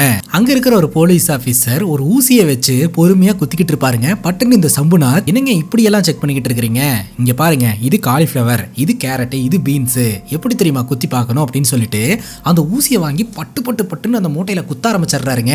இப்படிதான் பட்டு பட்டுன்னு குத்தி பார்க்கணும், பொறுமையா குத்தி எடுத்துட்டு இருந்தீங்கன்னா அந்த வெஜிடபிள்ஸ் வேஸ்ட் ஆயிரும் அப்படின்ற மாதிரி சொல்றாருங்க. ஆனா சம்புநாத் குத்தும் போது நம்ம ஒரு விஷயத்தை கவனிச்சங்க. அவர் குத்தி அந்த ஊசியை வெளியே எடுக்கும் போது அந்த சாக்கை அந்த ஊசியில வச்சு அழுத்திட்டே தாங்க எடுப்பாரு. சோ இதன் மூலமா என்ன நடக்கும் அப்படின்னா, அந்த வெஜிடபிள்ஸோட சாரெல்லாம் இருக்கும் இல்லையா, அது உள்ளேயே தேங்கிரும், அந்த ஊசியில படியாது. ஒருவேளை உள்ள மனுஷங்க யாராவது இருந்து அந்த மனுஷங்க மேல இந்த ஊசி குத்துச்சுன்னா ரத்தம் எதுவுமே அந்த ஊசியில படியாது, அந்த சாக்கே உறிஞ்சுக்கும். இதா ஒரு ஃபிராக்ஷன் ஆஃப் செகண்ட்ல வேக வேகமா பண்ணிடுறாரா. சோ அங்க இருக்கக்கூடிய போலீஸ் ஆபீசருக்கும் டவுட் வரல. அதுக்கப்புறம் அந்த சைக்கிளை இழுத்துட்டு கேட்டை விட்டு வெளியில வந்துடுறாருங்க. வெளியில வந்துட்டு திரும்பி பார்த்தா அந்த இடத்துல நிறைய அதிகாரிங்க இருக்கிறாங்க. உடனே இவர் என்ன பண்றாருன்னா, சைக்கிள் அங்கேயே நிப்பாட்டிட்டு அவர் பாட்டுக்கு உள்ள போய் அந்த கேட்ல இருக்கக்கூடிய அதிகாரிங்க கூட சேர்ந்து தம் அடிக்கிறாரு, சரக்கு அடிக்கிறாருங்க. அந்த டைம்ல இவர் இந்த ஊசியை வச்சு குத்தி இருந்தார் இல்லையா, குத்துன இடத்துல இருந்து ரத்தம் கொஞ்சம் கொஞ்சமா படிச்சுக்கிட்டு இருக்கும். அந்த வழியா வந்த நாய் பாத்தீங்கன்னா அதை நக்கி பார்த்துட்டு என்னவோ இருக்கு அப்படின்னு சொல்லிட்டு அந்த சைக்கிளை சுத்தி சுத்தி வந்துகிட்டு இருக்குங்க. கொஞ்ச நேரத்திலேயே இந்த சம்புநாத் அந்த இடத்த விட்டு வந்துடுறாரு. உடனடியா அந்த இடத்துல இருந்து கிளம்பி ஆகணும் அப்படின்னு சொல்லிட்டு இந்த சைக்கிள் எடுத்துட்டு வீட்டுக்கிட்ட வந்துருவாருங்க. கொஞ்சம் தூரம் வந்ததுக்கு அப்புறம் தான் இவர் ஒரு விஷயத்தை கவனிப்பாரு. அந்த சாக்கு மூட்டைக்குள்ள இருந்து பிளட் வருது அப்படின்னு சொல்லிட்டு உடனே அதை தரையில சிந்தாத மாதிரி பண்ணிட்டு அவசர அவசரமா அந்த மூட்டைகளை தூக்கிட்டு அவருடைய போலீஸ் கோட்டர்ஸ்க்கே வந்துருவாரு. அங்க கட் பண்ணா பிரசன்ட் சிச்சுவேஷன். சோ இவங்க எல்லாருமே சொல்லியிருப்பாங்க இல்லையா, இந்த மாதிரி சம்புநாத் தான் ஜெயிலுக்குள்ள இருந்து மூட்டைகள்லாம் எடுத்துட்டு போவாரு அப்படின்ட்டு. இப்ப சம்புநாத்தை பாக்குறதுக்காக புதுசா வந்திருக்கிற இன்வெஸ்டிகேஷன் ஆபீசர் நேரா ரூமுக்கே வராருங்க. கதவு தட்டுற சத்தம் கேக்குது அப்படின்னு சொல்லிட்டு சம்புநாத் ஓபன் பண்றாரு. ஓபன் பண்ணா அவருக்கு ஒரு மிகப்பெரிய அதிர்ச்சி. ஏன்னா இன்வெஸ்டிகேஷன் ஆபீசர் வீட்டுக்கு வந்திருக்காரு. என்ன சார் நீங்க இங்க அப்படின்னு கேட்கும்போது, ஏன் வரக்கூடாது அப்படின்னு கேட்க, இல்ல சார் தாராளமா வரலாம், உள்ள வாங்க அப்படின்ற மாதிரி கூட்டிட்டு போறாரு. சரக்கு பாட்டில டேபிள் மேல வச்சிருப்பாரு. சாரி சார் தனியா இருக்கிறேன்ல, இதெல்லாம் அடிச்சாதான் கொஞ்சம் நிம்மதியா தூங்க முடியும் அப்படின்ற மாதிரி சொல்றாரு. ஒன்னும் பிரச்சனை இல்ல, எனக்கும் இந்த சரக்கு பிடிக்கும் அப்படின்னு இன்வெஸ்டிகேஷன் ஆபீசர் சொல்றாரு. எங்க சார் கிளாஸ் எடுத்துட்டு வந்துடுறேன் அப்படின்னு சொல்லிட்டு கிளாஸ் எடுத்துட்டு வந்து அவருக்கும் ஊத்துறாருங்க. இந்த வீட்டை அவர் சுத்தி பாக்குறாருங்க. சுத்தி பார்த்துட்டு இது என்ன வீட்டுல இவ்வளவு பெரிய ஃப்ரீசர் வச்சிருக்கீங்க அப்படின்னு கேட்க, ஆக்சுவலா ஜெயில கிடைக்கிற அந்த வெஜிடபிள்ஸ் எல்லாம் எடுத்துட்டு வந்து இந்த ஃப்ரீசர்ல வச்சு தான் சார் வெளியில சேல் பண்ணிக்கிட்டு இருக்கிறேன். ஆக்சுவலா வெளியில வாடகைக்கு இருந்த வரைக்கும் பயங்கரமா கரண்ட் பில் வந்துட்டு இருக்கும். இப்பதான் நான் போலீஸ் குவார்டர்ஸ்க்கு வந்துட்டேன்ல, எவ்வளவு பில் வந்தாலும் எனக்கு பிரச்சனையே இல்ல, ஃப்ரீ சார் அப்படின்ற மாதிரி இவர் சொல்லுவாருங்க. உடனே இன்வெஸ்டிகேஷன் ஆபீசர் சொல்லுவாரு, ஆக்சுவலா நான் நாளைக்கு ஊருக்கு போலான்னு இருக்கிறேன், ஊருக்கு போறதுக்கு முன்னாடி உங்களை இன்வெஸ்டிகேஷன் பண்றது மட்டும் பாக்கி இருந்தது, அதான் இன்வெஸ்டிகேஷன் பண்ணிட்டு போலான்னு வந்தா அப்படின்னு சொல்ல சம்புநாத்துக்கு தூக்கி வாரி போடுதுங்க. எப்போதுமே இவரு டியூட்டியை முடிச்சுட்டு வரும்போது சரக்கு வாங்கிட்டு தான் கைஸ் வீட்டுக்கு வருவாரு. ஆனா இந்த சம்பவம் நடந்த அன்னைக்கு பாத்தீங்கன்னா இவர் நேரா வீட்டுக்கு வந்திருக்காரு. இந்த இன்ஃபர்மேஷனை இன்வெஸ்டிகேஷன் ஆஃபீஸர் கண்டுபிடிச்சிட்டாரு. நீங்க ஏன் அன்னைக்கு போவே இல்லை அப்படின்ற மாதிரி கேட்க, அதுக்கு இந்த சம்புநாத் சொல்றாருங்க, இது என்னன்னு சார் சொல்றது அப்படின்னு கேட்கும்போது, இந்த மொத்த ஊருக்குமே உங்களை பத்தி தெரிஞ்சிருக்கு அப்படின்ற மாதிரி சொல்ல, சார் உங்களுக்கு என்னோட ஸ்டோரி வெறும் கதை, ஆனா எனக்கு மட்டும் தானே சார் அது ரியாலிட்டி. உண்மையை சொல்ல போனா எனக்கு வயசாயிடுச்சு சார், டியூட்டியை முடிச்சுட்டு நிக்க முடியாத நிலைமைக்கு தான் வந்தேன், ட்ரிங்கை விட வீட்டுக்கு போனா போதுன்ற மாதிரி தான் இருந்தது, அதனாலதான் வந்துட்டேன் அப்படின்ற மாதிரி இவர் சொல்றாரு. ஆனா இன்வெஸ்டிகேஷன் ஆஃபீஸர் துருவி துருவி கேள்வி கேட்க ஆரம்பிக்கிறாருங்க. சம்புநாத்துக்கு பயமா இருக்குது. உடனே சம்புநாத்தே சொல்றாரு, என்ன சார் நீங்க கேட்கிற கேள்விகளை பார்த்தா நான் ஏதோ இந்த கேஷவை வெஜிடபிள் மூட்டைக்குள்ள பதுக்கி வச்சு தூக்கிட்டு போய் வெளியில விட்டுட்டு வந்த மாதிரி எல்லாம் இருக்கு அப்படின்ற மாதிரி சொல்ல, இன்வெஸ்டிகேஷன் ஆஃபீஸர் சொல்றாரு, அதுக்கும் பாசிபிலிட்டிஸ் இருக்கு, ஏன்னா உங்களுக்கு பண தேவை அப்படின்றது ஜாஸ்தியா இருக்கு அப்படின்னு யாரை கேட்டாலும் சொல்றாங்க அப்படின்னு சொல்ல, எப்படி சார் பாசிபிலிட்டிஸ் இருக்குன்னு சொல்றீங்க, சைக்கிள்ல நான் அந்த வெஜிடபிள்ஸ் மூட்டையை தூக்கி போட்டு எடுத்துட்டு வந்தேன்னா ஊசியை வச்சு அவனுக்கு அந்த குத்து குத்துறானுங்க சார், இந்த மாதிரி சூழ்நிலையில கேஷவை என்ன உள்ள ஒரு எலி இருந்தா கூட மறுகையாதான் சார் அப்படின்ற மாதிரி இவர் எழுந்திருச்சிடுறாருங்க. இன்வெஸ்டிகேஷன் ஆஃபீஸர் அதுவும் கரெக்ட் தான் அப்படின்ற மாதிரி யோசனை பண்றாருங்க. பேசிக்கிட்டே சரக்க ஃபில் பண்றதுக்காக ஒரு ஃப்ரீசர் கிட்ட போறாருங்க. அந்த ஃப்ரீசர் ஓபன் பண்ணி பார்த்தா அந்த கேஷவ இருக்கான் இல்லையா, செத்து போய் அந்த ஐஸ்ல உறைஞ்சு போய் டெட் பாடியா உள்ள கடக்குறாங்க. உண்மையிலேயே இந்த சம்புநாத் தான் இந்த கேஷவை இந்த இடத்துக்கு தூக்கிட்டு வந்திருக்கான் அப்படின்றது தெரிய வருது. நமக்கு என்ன டவுட்னா, இந்த கேஷவுக்கும் ஜெயில் கைதிகளுக்கும் அப்புறம் இந்த ஜெயிலருக்கும் தான் பஞ்சாயத்து. சம்பந்தமே இல்லாம இந்த சம்புநாத் எதுக்காக கேஷவை போட்டு தள்ளணும், அதுவும் டெட் பாடியை இப்படி மறைச்சு வச்சிருக்கணும் அப்படின்ற கேள்வி நமக்குள்ள ஓடிக்கிட்டு இருக்குதுங்க. இன்வெஸ்டிகேஷன் ஆபீசர் என்னதான் நடந்திருக்கும் அப்படின்னு யோசிச்சு பார்த்தா, பிரகாஷ் சிங் அப்படின்ற போலீஸ் ஆபீசர் இந்த கேஷவை போட்டு அடி அடின்னு அடிச்சிருக்கிறாரு. இந்த கேஷவ் யாரு? எம்எல்ஏவுடைய தம்பி. மேபி எம்எல்ஏ அவனோட இன்ஃப்ளூயன்ஸை பயன்படுத்தி ஏதாவது பண்ணிருப்பான் அப்படின்ற மாதிரி தான் ஒரு கன்க்ளூஷனுக்கு வந்துட்டு அந்த இடத்துல இருந்து அவர் கிளம்புறாருங்க. அடுத்த நாள் இந்த இன்வெஸ்டிகேஷன் ஆஃபீஸர் நேரா இந்த பிரகாஷை மீட் பண்றதுக்காக போறாரு. நான் ஜெயில இருக்கக்கூடிய எல்லா கார்டையுமே இன்வெஸ்டிகேஷன் பண்ணிட்டேன். இன்வெஸ்டிகேஷன் பண்ணதுல எல்லாரும் சொல்ற ஒரே ஒரு விஷயம், அவன் காணாம போறதுக்கு முன்னாடி நீங்க தான் போய் அவனை அட்டாக் பண்ணிருக்கீங்க. என்ன காரணத்துக்காக அவனை அட்டாக் பண்ணீங்கன்றத நான் தெரிஞ்சுக்கலாமா அப்படின்னு கேட்க, அதுக்கு இந்த பிரகாஷ் சொல்றாருங்க, அந்த ஜெயில இருந்த ஒரு வயசானவரை போட்டு சாவடி அடிச்சிருக்கான், அவனை பார்த்துட்டு சும்மா இருக்கிறதா அப்படின்னு கேட்கும்போது, நீங்க என்ன சார் பண்ணி வச்சிருக்கீங்க, அவனையும் கிட்டத்தட்ட சாவர அளவுக்கு தானே அடிச்சு வச்சிருந்தீங்க அப்படின்ற மாதிரி கேள்வி கேட்கிறாருங்க. எண்ட் ஆஃப் த டே இந்த பிரகாஷ் பண்ணது இல்லீகலான ஒரு விஷயங்க. என்னதான் இருந்தாலும் இந்த மாதிரிலாம் போய் அட்டாக் பண்ணி இருந்திருக்க கூடாது. ஸோ இந்த விஷயத்தை பார்த்தீங்கன்னா இன்வெஸ்டிகேஷன் ஆஃபீஸர் வந்து ப்ரூவ் பண்றாரு. ஸோ இதை ப்ரூவ் பண்ணதன் மூலமா பிரகாஷ் அப்படின்றவருக்கு சஸ்பென்ஷன் ஆர்டர் கிடைக்குதுங்க. அந்த ஆர்டரை அவர் வீட்டில் உட்காந்து பார்த்துக்கிட்டு இருக்காரு. என்ன நடந்துச்சு அப்படின்னு எல்லாருக்குமே தெரிஞ்சிருச்சுங்க. அங்க கட் பண்ணா சம்புநாத் இருக்கிறார் இல்லையா, யாருக்கும் தெரியாம ஒரு இடத்துல குழியை தோண்டிக்கிட்டு இருக்காரு. அதுக்கப்புறம் இந்த கேஷவோட டெட் பாடியை தூக்கிட்டு வந்து அந்த குழியில போட்டு புதைச்சிடுறாருங்க. ஒரு 7-8 மாசத்துக்கு அப்புறம் பாத்தீங்கன்னா நம்ம மஞ்சு இருக்காங்க இல்லையா, அவங்களுக்கு வந்து விடுதலை கொடுக்குறாங்க. அவங்க 26 வருஷம் சிறை தண்டனை அனுபவிச்சுட்டு இப்ப வெளியில வராங்க. இன்னொரு பக்கம் இந்த இன்வெஸ்டிகேஷன் ஆஃபீஸர் இருக்கிறார் இல்லையா, அவருக்கு ஐஜி கிட்ட இருந்து போன் கால் வருது, உடனடியா மீட் பண்ணணும் அப்படின்னு சொல்லிட்டு. சோ இவரு பாத்தீங்கன்னா கிளம்பி போறாருங்க. ஆக்சுவலா இந்த எம்எல்ஏ கிட்ட இருந்து உயர் அதிகாரிக்கு பயங்கரமான பிரஷருங்க. ஏன்னா இப்ப வரைக்கும் என் தம்பியை பத்தின எந்த இன்ஃபர்மேஷனும் இல்ல அப்படின்னு சொல்லிட்டு. சப்போஸ் அவன் ஜெயில இருந்து தப்பிச்சிருந்தானா கண்டிப்பா இந்த எம்எல்ஏ பாக்குறதுக்காக போயிருந்திருப்பான் இல்லையா. இந்த எம்எல்ஏக்கும் அந்த பையன் எங்க போனானே தெரியலங்க. அதனால பிரஷர் போட்டுக்கிட்டு இருக்கான். இந்த இன்வெஸ்டிகேஷன் ஆஃபீஸர் கிட்ட உயர் அதிகாரி சொல்றாரு, நீ தான் கொஞ்சம் எஃபிஷியன்ட்டான போலீஸ் ஆஃபீஸர் அப்படின்னு சொல்லிட்டு உங்ககிட்ட இந்த வழக்கை கொடுத்தேன். நீ என்னடா இந்த கேஸை ரொம்ப சாதாரணமா எடுத்துக்கிட்டே இதை பத்தின எந்த ஒரு அப்டேட்டுமே கொடுக்க மாட்டேன்ற அப்படின்ற மாதிரி திட்டுறாருங்க. அங்கதான் உயர் அதிகாரி ஒரு விஷயத்தை ஓபன் அப் பண்றாரு. ஆக்சுவலா இந்த பிரகாஷ் சிங் அப்படின்ற போலீஸ் ஆஃபீஸர் ஸ்டே பண்ணியிருந்த இடத்துக்கு பக்கத்துல ஒரு டெட் பாடி கிடைச்சிருந்துருக்குதுங்க. அந்த டெட் பாடியை இப்போ ஃபாரன்சிக் டிபார்ட்மெண்ட்டுக்கு அனுப்பி வச்சிருக்காங்க. அந்த டெட் பாடி கேஷவோட தான் அப்படின்றது கன்ஃபார்ம் ஆயிருக்கு. இப்போ இந்த வழக்கை இன்வெஸ்டிகேஷன் பண்றதுக்காக இன்வெஸ்டிகேஷன் ஆஃபீஸர் போறாருங்க. சோ அங்க போய் அந்த டெட் பாடியை ஆய்வு செஞ்சுக்கிட்டு இருக்கும்போது அந்த இடத்துல, அதாவது அந்த டெட் பாடியை புதைக்கப்பட்ட இடத்துல ஒரு மோதிரம் ஒண்ணு கிடைக்குதுங்க. இந்த மோதிரம் யாருது அப்படின்றது நமக்கு நல்லாவே தெரியும், இந்த பிரகாஷ் சிங்கோடது தான். ஒருவேளை இந்த பிரகாஷ் சிங் அடிச்சு கொலை பண்ணி நம்ம சம்புநாத் கிட்ட கொண்டு போய் புதைக்க சொல்லி இருப்பாரோ அப்படின்ற மாதிரி நமக்கு தோணுது. இந்த பிரகாஷ் சிங் அப்படின்ற போலீஸ் ஆஃபீஸர் இந்த கேஷவை போட்டு அடி அடின்னு அடிச்சார் இல்லையா, அந்த இடமே ஒரு மாதிரி அலங்கோலமா இருந்தது இல்லையா, அந்த இடத்துல கிடைச்ச எவிடன்ஸ் எல்லாத்தையுமே நம்ம இன்வெஸ்டிகேஷன் ஆஃபீஸர் இப்போ யோசனை பண்ணி பார்த்துக்கிட்டு இருக்காருங்க. அது மட்டும் இல்லாம ஹையர் அத்தாரிட்டி கிட்ட இருந்து நம்ம இன்வெஸ்டிகேஷன் ஆஃபீஸருக்கு 3 நாள் தான் டைம் கொடுத்திருக்காங்க. 3 நாளைக்குள்ள இந்த சம்பவத்தை பண்ணது யாரு அப்படின்றத கண்டுபிடிக்கணும் அப்படின்ட்டு. இப்போ அந்த டைம்ல டியூட்டி பார்த்த ஒருத்தரை கூப்பிட்டு அன்னைக்கு ராத்திரி என்ன நடந்தது அப்படின்னு முதல்ல இருந்து விசாரணையை தொடங்குறாருங்க. அவர் என்ன நடந்தது அப்படின்னு சொல்லிட்டு டைம் லைன் படி ஒண்ணு எக்ஸ்பிளைன் பண்ணிக்கிட்டு இருப்பாரு. அவர் எக்ஸ்பிளைன் பண்ணிக்கிட்டு இருக்கும் போதே பட்டுனி ஒரு பெல்ட் கழட்டி அடிக்க ஆரம்பிச்சிடுறாருங்க.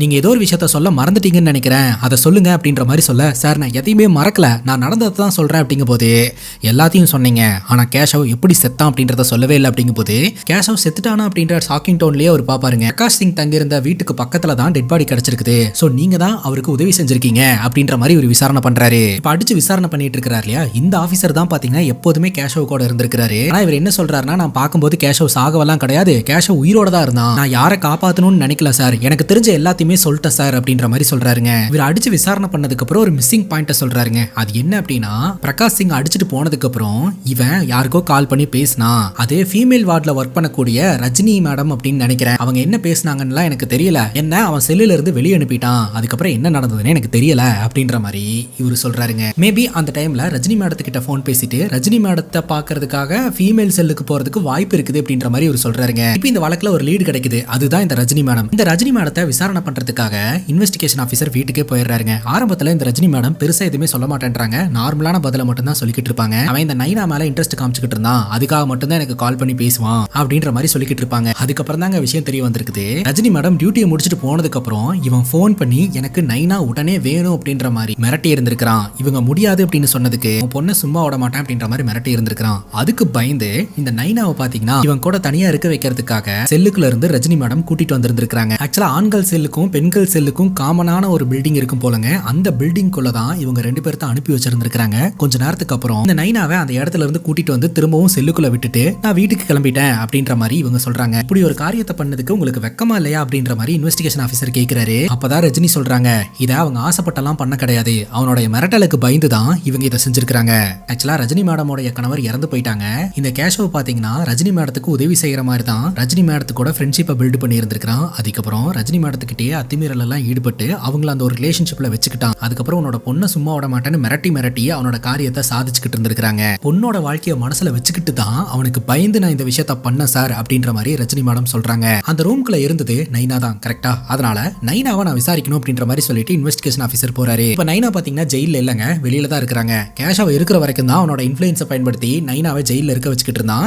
கேஷவ் தான் செத்துட்டானே. அதுக்கப்புறம் நைனாவும் வெளியில இருக்காங்க. நைனா பாத்தீங்கன்னா இப்போ ஒரு நகை கடையில வேலை பார்த்துக்கிட்டு இருக்காங்க. அந்த இடத்துக்கு போயிட்டு என்னால இங்க வச்சு சில விஷயங்களை பேச முடியாது, அதனால உன்னோட டியூட்டியை முடிச்சுட்டு வா உன்கிட்ட பேசணும் அப்படின்ற மாதிரி சொல்றாருங்க. சொன்ன மாதிரியே பாத்தீங்கன்னா நைனா ஒரு பார்க்குக்கு வராங்க. அங்க வச்சு இவர் கேள்விகளை கேட்க ஆரம்பிக்கிறாரு. ஆரம்பத்துல நைனா எதுவுமே சொல்ல கிடையாது. அதுக்கப்புறம் இவர் ப்ராமிஸ் பண்றாரு, இந்த வழக்கோட முடிவை தான் தேடிக்கிட்டு இருக்கிறேன், சோ என்னால உனக்கு எந்த பிரச்சனையுமே வராது, நீ தைரியமா சொல்லலாம் அப்படின்ற மாதிரி சொல்ல நைனா என்ன நடந்தது அப்படின்றத ஷேர் பண்ண ஆரம்பிக்கிறாங்க. சோ நைனாவும் கேஷவும் ஒரே டைம்ல கோர்ட்டுக்கு போயிட்டு வந்தாங்க இல்லையா, அப்ப கண்ணு வச்சவன் தான் அப்ப இருந்து பாத்தீங்கன்னா நைனாவை அடையணும் அப்படின்னு அவன் முயற்சி பண்ணிக்கிட்டு இருந்திருக்கான். ரஜினி மேடத்துக்கு பிரஷர் போட்டுட்டு இருந்திருக்கான். ரஜினி மேடம் பாத்தீங்கன்னா ஒரு நாள் மார்னிங்கே தனியா கூட்டிட்டு போயிட்டு இந்த மாதிரி ஈவினிங் நீ தயாராரு, ஜெயிலோட டிஸ்பென்சரிக்கு நான் அவனை கூட்டிட்டு போவேன் அப்படின்னு சொல்லிட்டு ஜெயில இருக்கக்கூடிய கைதிகள்லாம் தூங்குனதுக்கு அப்புறம் நம்ம நைனாவை கூட்டிட்டு போய் அந்த டிஸ்பென்சரிக்குள்ள விட்டு கதவை லாக் பண்ணி இருந்திருக்காங்க. உள்ள பாத்தீங்கன்னா இவன் உட்காந்துக்கிட்டு இருந்திருக்கான். அத்துமீறல ஈடுபடுறதுக்கு ட்ரை பண்ணி இருந்திருக்கான். அவன் கிட்ட இருந்து எப்படியாவது தப்பிக்கணும் அப்படின்னு சொல்லிட்டு அவனை எதிர்த்து நைனா பயங்கரமா சண்டை போட்டு இருந்திருக்காங்க.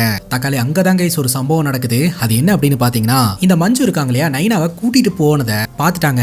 ரொம்ப நேரம் ஆகியுமே இவளை திருப்பி கூட்டிட்டு வரல, அவளுக்கு ஏதாவது பிரச்சனை இருக்குமோ அப்படின்னு சொல்லிட்டு அவங்க இந்த வாட்ச்ல டைம் பார்த்துட்டு வெளியில போனதா நம்ம பார்த்தோம் இல்லையா, இவங்க நம்ம நைனாவை தேடி தான் வந்திருப்பாங்க. சோ அந்த இடத்துல ஒரு அசம்பாவிதம் நடக்குது அப்படின்றது நம்ம மஞ்சுக்கு தெரிஞ்சு போச்சுங்க. உடனடியா டோர் ஓபன் பண்ணிட்டு உள்ள போய் அவனை எதிர்த்து இவங்களும் சண்டை போட ஆரம்பிக்கிறாங்க நைனாவை காப்பாத்துறதுக்காக. அந்த சண்டையில அவன் கிட்ட இருந்து எப்படியாவது காப்பாத்தி ஆகணும்னு சொல்லிட்டு கழுத்துல ஒரு ஷாலை போட்டு இறுக்கிட்டாங்க.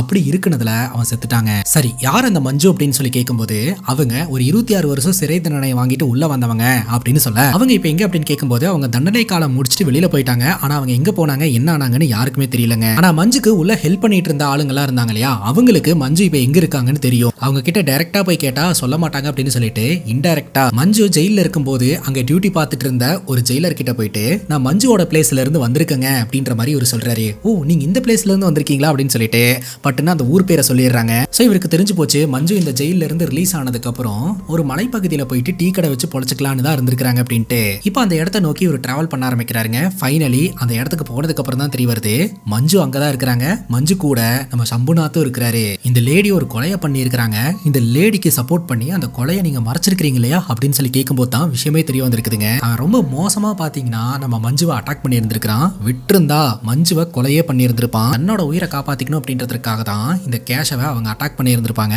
அந்த அட்டாக்ல தான் இந்த கேஷவ் செத்து போயிருந்திருப்பான். அவன் செத்து போனதை பார்த்து பயந்து போன மஞ்சு பாத்தீங்கன்னா அங்கிருந்து நம்ம சம்புநாத்துக்கு போன் அடிச்சு இந்த விஷயத்தை எல்லாம் சொல்லி இருந்திருப்பாங்க. இதை கேட்டதும் அதிர்ந்து போன சம்புநாத் அழுவாதீங்க நான் வரேன் அப்படின்ற மாதிரி சொல்லிட்டு இவர் அந்த வெஜிடபிள்ஸ் எடுக்கிற மாதிரி ஜெயிலுக்குள்ள நுழைஞ்சிருக்காருங்க. டெட் பாடியை மூட்டை கட்டி அந்த இடத்துல இருந்து வெளியிலயும் கொண்டு வந்திருக்காரு.